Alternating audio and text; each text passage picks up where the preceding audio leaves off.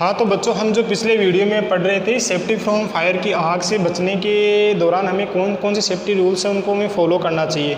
ठीक है, तो हमने जो पिछले वीडियो में जो 9 जो सेफ्टी रूल्स है आग से बचने के लिए, जो 9 सेफ्टी रूल्स है वो हमने पिछले वीडियो में डिस्कस कर लिए थे। तो आज हम पढ़ने जा रहे हैं उससे अगले वाला, मतलब 10th वाला जो सेफ्टी रूल्स है जो हमें फॉलो करना चाहिए जब हमारे आस पड़ोस में आग लग जाती है। ठीक है, तो उससे बचने के लिए हमारे पास में क्या सेफ्टी मेजर होना चाहिए जिससे हम आग से वगैरह से इनसे दुर्घटनाओं से बच सकते हैं।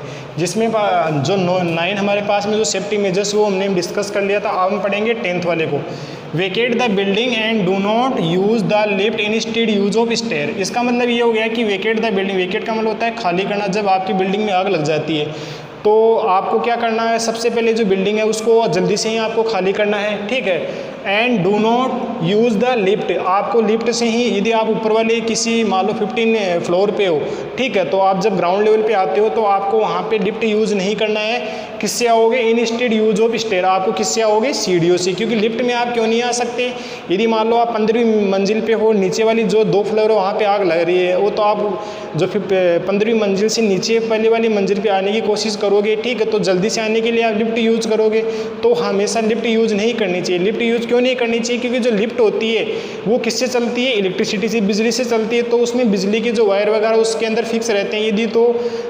यदि कि उसके अंदर आग लग जाती है, जो बिजली के जो वायर होते हैं तो उसमें भी वो जल्दी आग पकड़ लेती है। और उसमें कुछ ऐसे प्लास्टिक के मटेरियल भी रहते हैं, तो जिसकी वजह से उसमें आग वगैरह, करंट वगैरह फैल जाता है। तो आपको वो लिफ्ट वगैरह यूज़ नहीं करनी है। आप किससे आओगे, स्टेज से।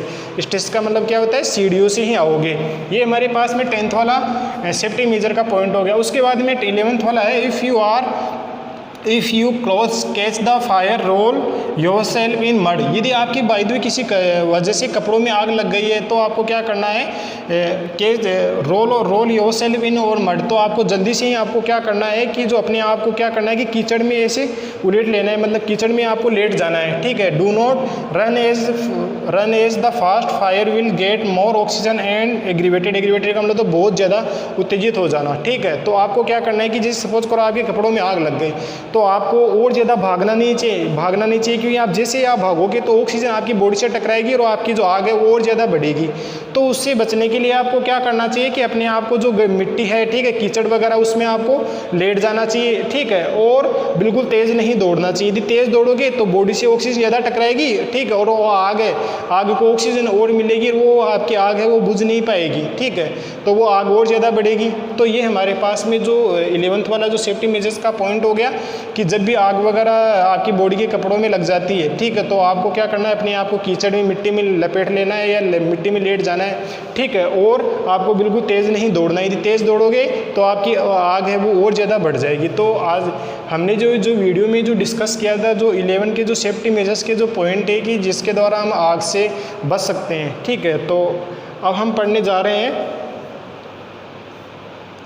कि फर्स्ट एड का मतलब क्या होता है कि immediate help to the injured person is called first aid. First aid का मतलब होता है प्राथमिक उपचार। प्राथमिक उपचार का मतलब ये होता है कि हमारे पास में घर पे कोई छोटा मोटा एक्सीडेंट हो जाता है, किसी पर्सन की आग से कोई जो बर्निंग हो गई, ठीक है, किसी के मतलब चाकू से चाकू से ब्लेड से किसी बॉडी का कोई ऑर्गन वगैरह कट गया, तो हम छोटा मोटा जो उपचार होता है, ट्रीटमेंट, वो घर पे ही कर देते हैं। तो हमारे जो एक ऐसा बॉक्स होता है जिसके अंदर ये सारे के सारे जो मटेरियल रहते हैं, उस बॉक्स को फर्स्ट एड बॉक्स कहते हैं। तो हम किसी घायल पर्सन को जो इमीडिएटली जो है उसको ट्रीटमेंट देते हैं उसको क्या बोलते हैं, फर्स्ट एड। क्या बोलते हैं, फर्स्ट एड।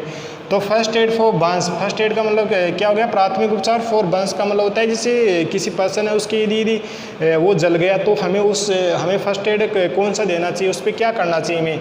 ठीक है, पहला क्या है कि run cold water on the burnt area. सबसे पहले क्या करना है कि जो पर्सन है जो जला है आग की वजह से, तो वहाँ पे उसको हमें क्या करना चाहिए, उस एरिया को किससे मतलब वहाँ पे क्या छिड़कना चाहिए, ठंडा पानी छिड़कना चाहिए।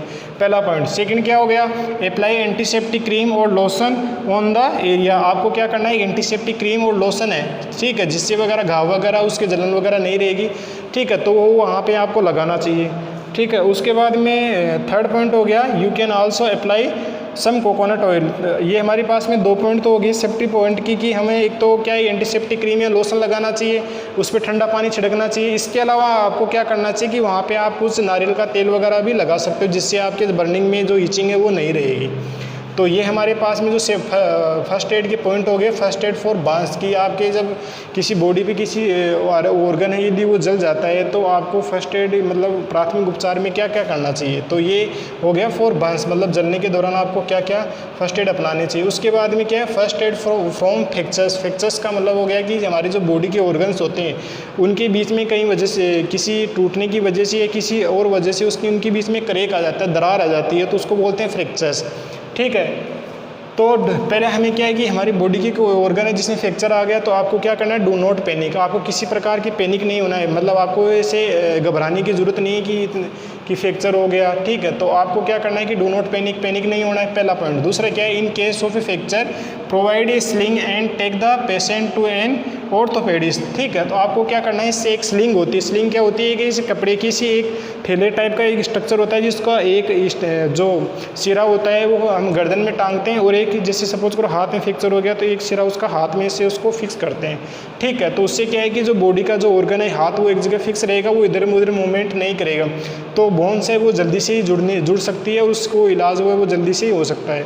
तो उससे जो स्लिंग पहनने के बाद में हमें क्या करना है कि टेक द पेशेंट, उस मरीज़ को आपको किसके पास में ले जाना है, ऑर्थोपेडिस्ट। ऑर्थोपेडिस्ट का मतलब होता है doctor of bones and muscles, जो मांसपेशियों का और हड्डियों का जो डॉक्टर होता है उसको क्या बोलते हैं, ऑर्थोपेडिस्ट। तो हमें एक तो उसको स्लिंग पहनानी चाहिए, ठीक है, और उस जो पेशेंट है उसको किसके पास में ले जाना चाहिए, जो हड्डियों का जो डॉक्टर होता है, मसल्स का जो डॉक्टर होता है उसमें उसको उसके पास में ले जाना चाहिए। तो ये इसका पॉइंट हो गया कि हमारे पास में जो फ्रैक्चर से हम कैसे बच सकते हैं। ठीक है, तो आज के इस वीडियो में हमने एक तो बर्न्स के बारे में पढ़ा कि बर्न्स के दौरान हमें कौन से फर्स्ट एड अपनाने चाहिए, उसके बाद में हमने पढ़ा कि फर्स्ट एड फ्रॉम फ्रैक्चर्स की, फ्रैक्चर से बचने के लिए में कौन कौन से जो सेफ्टी पॉइंट होते हैं जो फर्स्ट एड हमें अपनाने चाहिए।